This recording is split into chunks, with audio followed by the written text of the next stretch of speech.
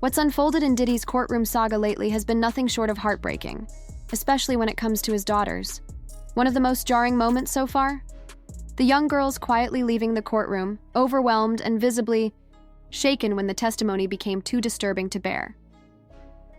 Behind the scenes, there were already serious concerns. Sources close to the situation say Diddy was advised against bringing his younger children into the courtroom, with warnings that the content might be emotionally damaging. But he allegedly pushed forward anyway. Some say in hopes that their presence might soften public perception or humanize his image amid a storm of graphic accusations. The emotional toll is now showing. Insiders reveal that his daughters are not coping well with the psychological weight of it all. From panic attacks and relentless bullying to frequent therapy sessions, it's clear they're struggling to process what they've seen and heard. What's even more haunting is the possibility that this trial may be dredging up painful memories. Whispers have begun to circulate that the girls may have seen more than anyone realized during their childhood, perhaps even witnessing moments of alleged abuse involving their mother, Kim Porter. And now, faced with raw, graphic testimony in court, they might be starting to put painful pieces together.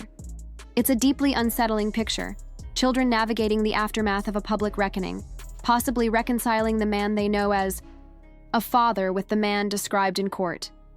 And in all of this, one truth becomes unavoidable. This trial isn't just about legal battles. It's a window into how deeply public trauma can ripple through a family, especially when children are caught in the crossfire.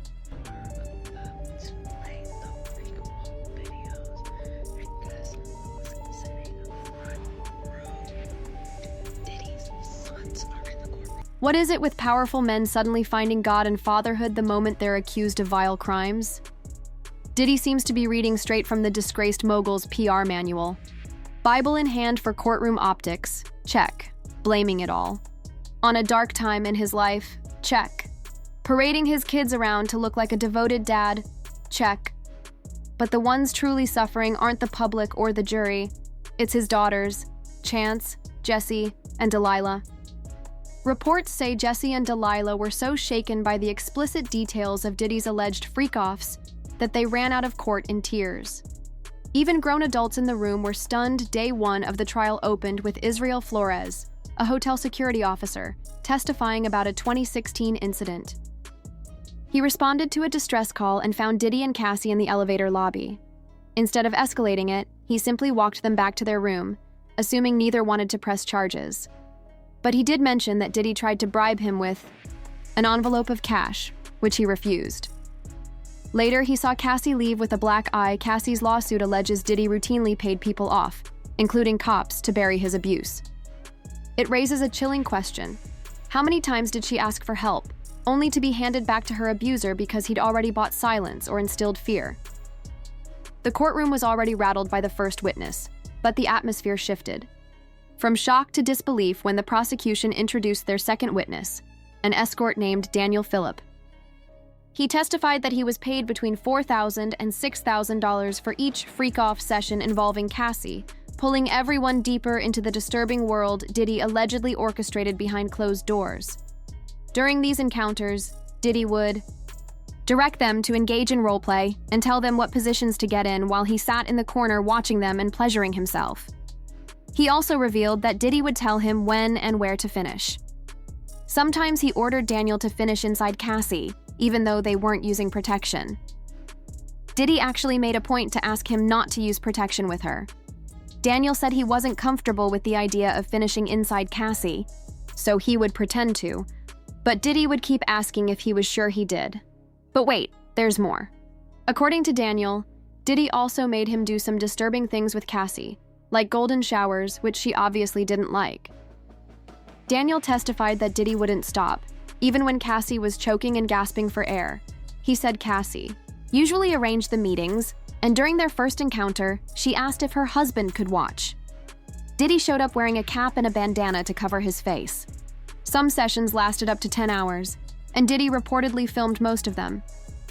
Daniel testified that Diddy once took a photo of his driver's license, an unspoken threat that made the message clear: stay silent or face the consequences. But the darkest part, he said, was the violence. He recalled one incident where Diddy became aggressive simply because Cassie didn't respond quickly enough, dragging her into another room.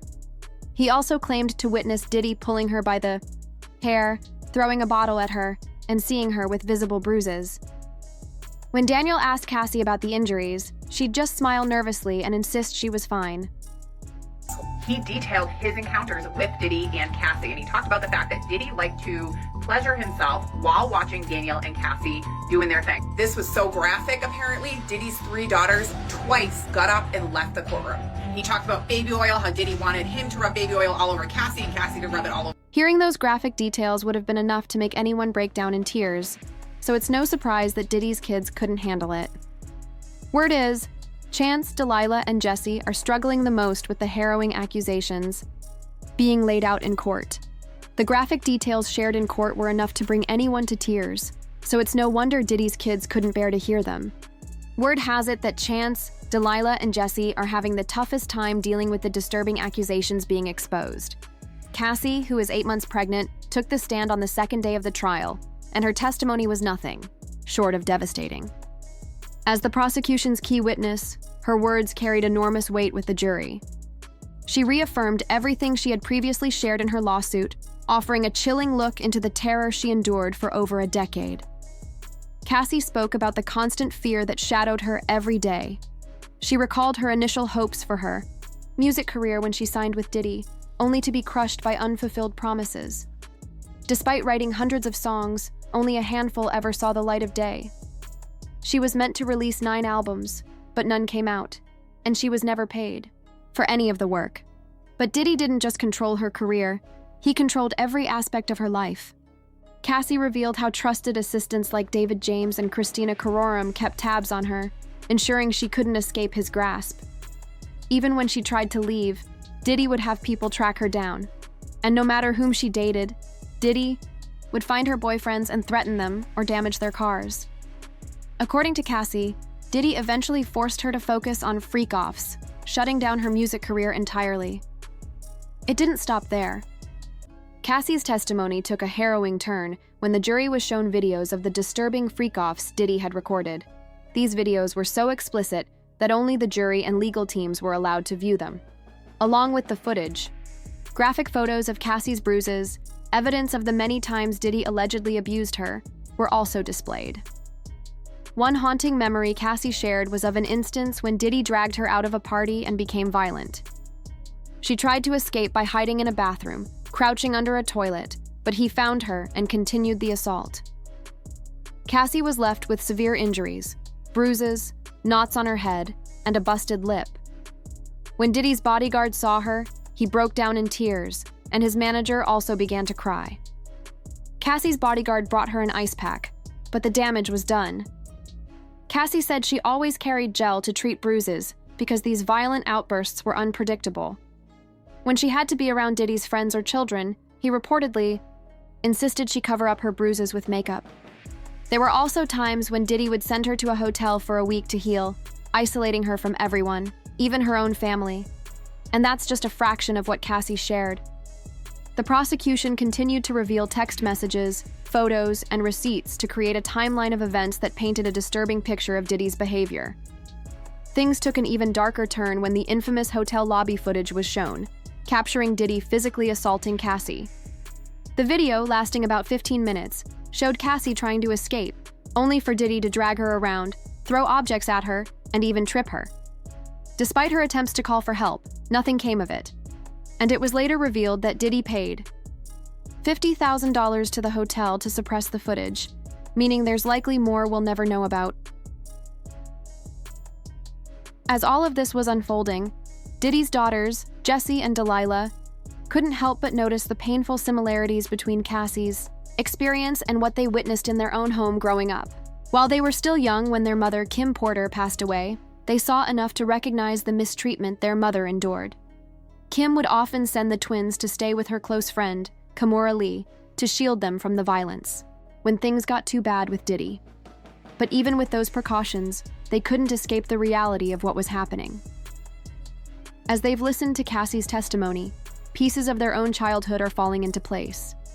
Like Cassie, their mother often showed up with bruises after fights with Diddy, Sources have said that Kim would stay indoors for extended periods to recover from the injuries Diddy allegedly inflicted on her.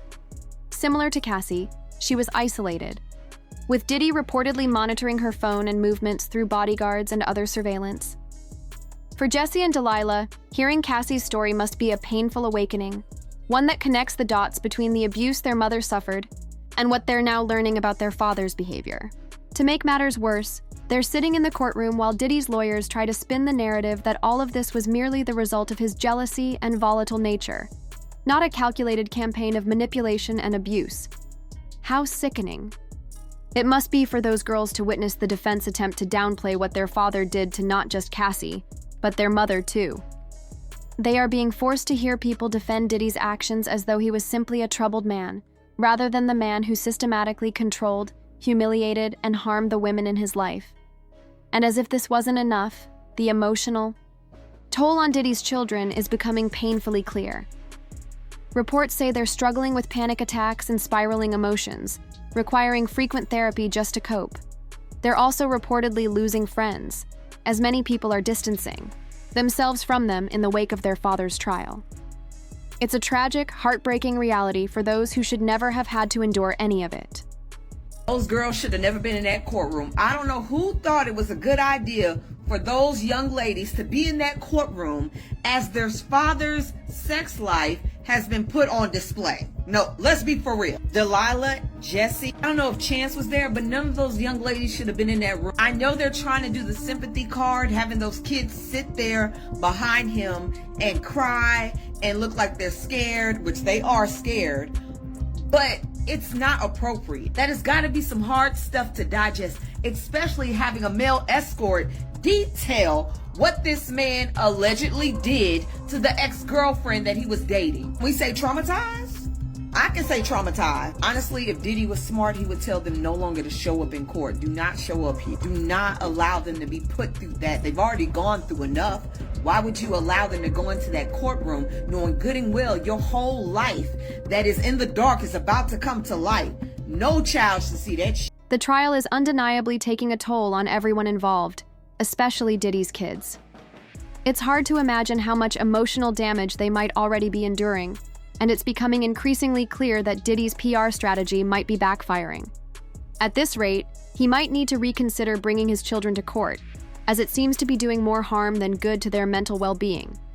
So, what's the impact of having his kids present at such a deeply painful and public trial? Is it really helping Diddy's case, or is it making things worse? I'd love to hear your thoughts. Drop a comment below and let's continue this conversation. And don't forget to stick around for the next update.